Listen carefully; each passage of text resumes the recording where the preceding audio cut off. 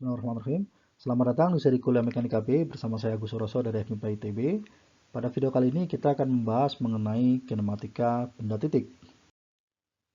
Pada kinematika kita hanya membahas tentang deskripsi gerak benda tanpa memperhatikan sebabnya. Jadi kita hanya peduli dengan bagaimana benda bergerak, di mana posisinya, berapa kecepatannya, berapa percepatannya, tanpa memperhatikan apa yang menyebabkan benda itu bergerak, apa yang menyebabkan benda itu berputar, dipercepat, diperlambat, dan seterusnya. Kita hanya memperhatikan bagaimana dia bergerak. Benda yang dapat kita amati pergerakannya di sekitar kita ada sangat banyak, dari yang paling kecil ukurannya sampai yang paling besar, yang paling sederhana strukturnya sampai yang paling kompleks. Untuk tahap awal ini, kita akan meninjau semua benda itu, atau kita akan menganggap semua benda itu sebagai benda titik. Benda titik adalah benda-benda yang ukuran, bentuk, dan struktur internalnya diabaikan. Jadi, kompleks apapun bendanya, kita hanya melihat benda itu sebagai benda titik. Kita hanya akan perhatikan titik pusat masanya saja. Selanjutnya, pergerakan dari benda-benda tersebut akan kita lihat dari posisi, kecepatan, dan percepatannya. Mari kita meninjau kasus yang paling sederhana dari kinematika, yaitu gerak dalam satu dimensi.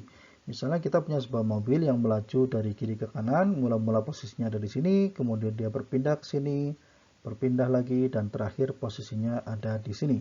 Dan andaikan kita punya cara untuk mencatat posisi benda ini pada sumbu X ini untuk tiap waktu, maka pada akhirnya kita akan mendapatkan fungsi posisi ya, X sebagai fungsi waktu. Selanjutnya, jika kita perlu untuk mencari kecepatan dan percepatan mobil, yang perlu kita lakukan hanya tinggal menurunkan fungsi posisi ini terhadap waktu. Kecepatan adalah turunan dari posisi, dan percepatan adalah turunan dari kecepatan. Kadang-kadang kita gunakan notasi D seperti ini, dan di kesempatan yang lain mungkin kita pakai notasi dot. Dot adalah turunan terhadap waktu. Hubungan antara posisi, kecepatan, dan percepatan ini juga bisa kita gunakan dengan cara terbalik. Misalnya, di satu situasi kita tahu percepatan benda dan kita diminta untuk mencari kecepatan dan posisinya. Yang perlu kita lakukan adalah mengintegralkan. Dari percepatan, kita bisa integralkan untuk dapat kecepatan, dan kita integralkan satu kali lagi, kita akan dapatkan posisi benda. Jadi asal salah satu dari posisi, kecepatan, atau percepatan benda sebagai fungsi waktu diketahui, maka kita bisa cari fungsi yang lain. Sebagai contoh, kalau kita tahu kecepatan benda, maka fungsi posisi diperoleh dengan cara mengintegralkan kecepatan, dan fungsi percepatan diperoleh dengan cara menurunkan kecepatan benda. Tapi kinematika tidak selalu semudah ini. Bisa jadi ada situasi di mana posisi, kecepatan, dan percepatan benda terkait satu sama lain. Misalnya ada benda yang bergerak dengan percepatan yang bergantung pada kecepatan, atau percepatan yang bergantung pada posisi, atau kecepatannya bergantung pada posisi. Kita akan bahas itu nanti di video yang lain. Pada video kali ini kita hanya fokus di bagian yang ini, di mana posisi, kecepatan, dan percepatan benda bergantung waktu. Kita akan ambil satu atau dua contoh untuk kasus ini. Bagi contoh pertama, kita punya sebuah partikel yang bergerak dengan fungsi posisi X sama dengan 6T kuadrat dikurangi T pangkat 3 ditambah 1. Kemudian kita diminta untuk mencari kecepatan dan percepatan benda sebagai fungsi waktu. Dan kita diminta untuk mencari kapan dan di mana benda berada dalam keadaan diam. Ini soal yang mudah. Untuk mencari kecepatan dan percepatan, kita tinggal turunkan fungsi posisi. Fungsi posisi turunkan satu kali dapat kecepatan, dan turunkan satu kali lagi akan dapat percepatan benda. Kemudian posisi dan waktu saat benda diam diperoleh dengan cara membuat V ini sama dengan 0. Ya, benda diam itu V-nya sama dengan 0, kecepatan sama dengan 0. Kemudian kita cari solusinya untuk T. Kita akan dapat waktu diamnya di T sama dengan 0 dan T sama dengan 4.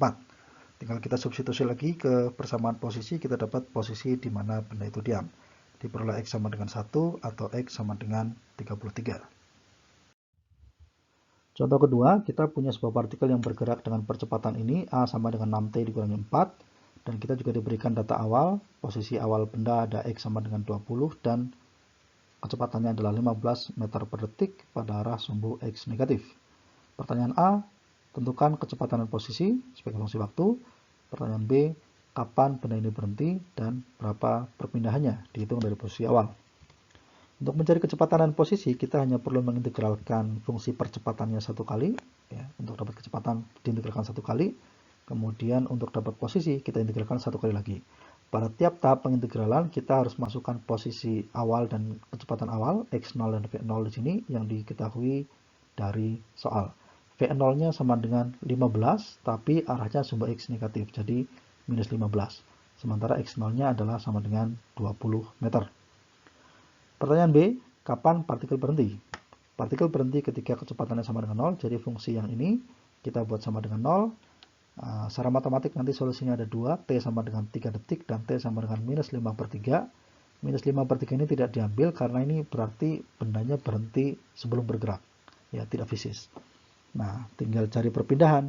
Perpindahannya adalah posisi saat T sama dengan 3 dikurangi saat T sama dengan 0.